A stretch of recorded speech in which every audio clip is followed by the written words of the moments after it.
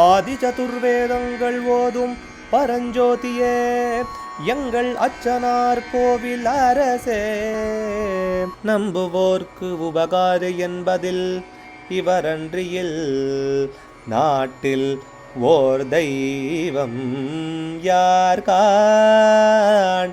ஆதி சதுர்வேதங்கள் ஓதும் பரஞ்சோதியே எங்கள் அச்சனார் கோவில் அரசே. சுவாமியே சரணமையப்பா. அச்சங்கோவில் அரசே சரணமையப்பா. பகவானுடைய 250வது நாமா திருப்பெயர் மகராஜ நமஹா. மகர மீனாக உள்ளவனுக்கு நமஸ்காரம். மகரம் சுறா மீன் அல்லது முதலை. மகரஹா என பொதுவாக சொல்லியிருக்கிறதுனால மகர வாகனனான வருணனையும் சொல்லலாம், மகர கொடியுடைய மன்மதனையும் சொல்லலாம், இல்லை மகர குண்டலம் பூண்டவன் அப்படின்னு சொல்லலாம். ஏன்னா இதே சகசிரநாமத்தில் 755வது நாமா ரசத் கர்ணாய நமஹா அப்படிங்கிற இடத்துல இதோட ஒப்பீடு இருக்கு. இன்னொரு அர்த்தம் மகர முத்திரை தரித்தவன்னு சொல்லலாம், மகர வீணை வாசிக்கிறவன்னு சொல்லலாம். குபேரனுடைய நவநிதியில ஒன்றான மகர நிதி உடையவன் அப்படின்னு ஒரு அர்த்தம். யுத்த காலத்துல மகர வியூகம்னு ஒன்று உண்டு, அதை அமைக்கிறவன் அப்படின்னு பலவிதமாக இந்த நாமாவுக்கு பொருள் கொள்ளலாம்.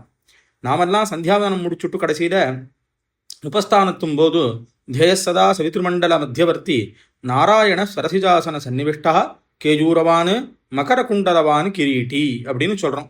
இந்த மகர குண்டலம்ங்கிறது மகாவிஷ்ணுவுக்கே இருக்கக்கூடியதான விசேஷமான ஒன்று.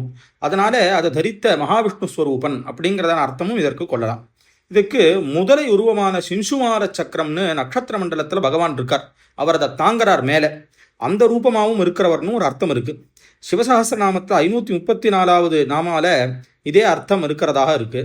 பகவத்கீதையிலையும் பகவான் ஜஷானாம் மகரச்சாஸ்மி, மீன்களும் நான் மகரமாக இருக்கேன் அப்படின்னு கொண்டு போய் சொல்லியிருக்கார். மகரம் அப்படிங்கிறது இங்கே மகம் சித்திர நட்சத்திரங்களை குறிப்பிடுறதாகவும், மகரம்ங்கிறதுனாலே மீன ராசியும் தை மாசத்தையும் இது குறிப்பிடுறதாகவும் அமையிறது. இதற்கு இன்னொரு அர்த்தம் மத்ஸ்யாவதார மூர்த்திக்கு நமஸ்காரம் அப்படின்னு ஒரு அர்த்தம்.